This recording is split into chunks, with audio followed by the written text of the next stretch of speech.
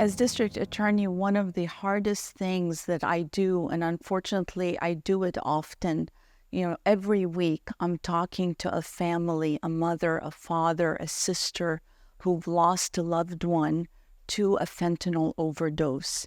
And it's hard to describe the look in their eyes, but it's like everything that has joy and hope has been pulled out of them because it's irreversible. There is nothing they can do. They can't bring their loved one back. They tell me stories about, their 15-year-old son and how talented he was, what a big heart he had. But then one night they walk into his room and there he is lifeless. And what is found are the remnants, the trail of that fentanyl was responsible. The parents and families I meet, they cross every segment of our community. There are people that you would think won't be touched by it, like police officers and their families, like teachers. But everyone is touched by this fentanyl epidemic. We're working on stopping it on every level. Working on prevention through education because knowledge is power, because fentanyl is not like any other drug we've experienced before. It really is the be-all, end-all of drugs. It's like drugs on steroids. So we're working on preventing through education to the schools, through different social media campaigns that we've done, the Opioid Project and others. But we're also working on saving lives through holding the dealers accountable by making sure that that same dealer doesn't sell that same poison to the next child.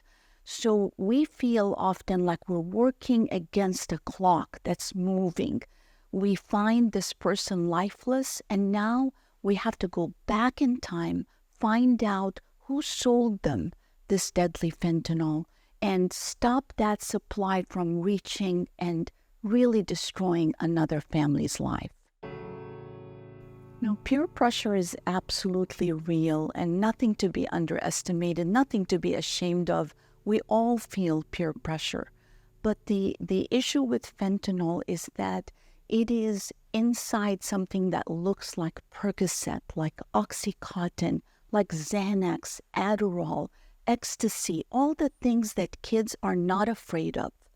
But now comes fentanyl, and we know for a fact that the DEA has seized millions of pills. 6 out of 10 have a deadly dose of fentanyl.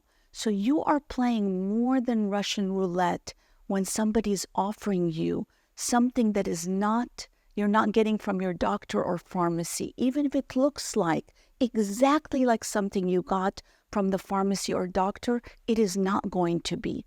It is going to have fentanyl in it. So when you look at it as a life or death decision, not just for yourself, but for your friends around you, then hopefully that will overcome the peer pressure. What you need to do is establish a safe word with someone you trust, whether it's your parent, whether it's a sibling, an older sibling, whether it's a friend. Use this safe word by pretending you need to take a call or you just received a text.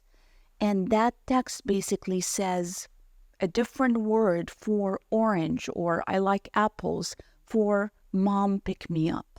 The situation is not comfortable. Now for parents, no questions asked. You have to come with the safe word and get your child out of this peer pressure situation, because this is not time for judgment or for second guessing. This is a life-saving moment. Every child has relationships that they trust. Is it a parent? Hopefully it is the parent. But if it isn't the parent, or the parent is not appropriate for that circumstance, then maybe it is a friend that's with you, that you have a power in numbers. So both of you have a pact that you're going to help each other out, and you're going to create an emergency to leave that situation together. It's harder said than done, but the reality is that most kids don't use illicit substances. It's okay to just say no. I'm not into it. I have a game, I have a test in the morning. I've got something my mom needs me to do. I need to drive my car. So it's okay to say no. You're not alone, even though in that moment you may seem or feel like you're the only person in the world that's not using drugs.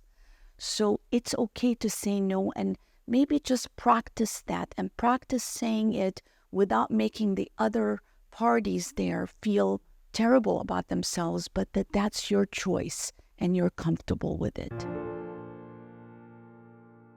So many kids that we've dealt with their families have purchased what they thought was a Xanax or a Percocet online, on social media, on Snapchat.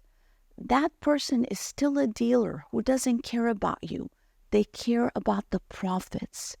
So just because you're getting it from social media or you're getting it from someone that is your friend does not mean it's safe. No matter what you're told, it isn't safe. Another important thing is there is accountability for selling or sharing illicit substances. If somebody ends up dying, that person could be responsible for murder because fentanyl is a poison. And when you sell poison and a person dies because of it, we have had 7 cases brought on murder charges because of selling fentanyl. It is a very serious deal.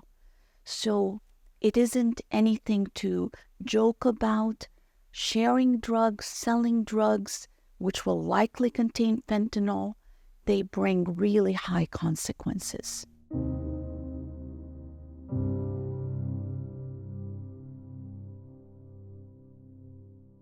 Now, many of the cases where kids have lost their lives at such a young age, they used fentanyl because they thought they were getting something that's going to help them with the loneliness, with depression, with anxiety they were feeling, the pressures of getting into college, getting good grades, being on a team, all of those pressures coming down.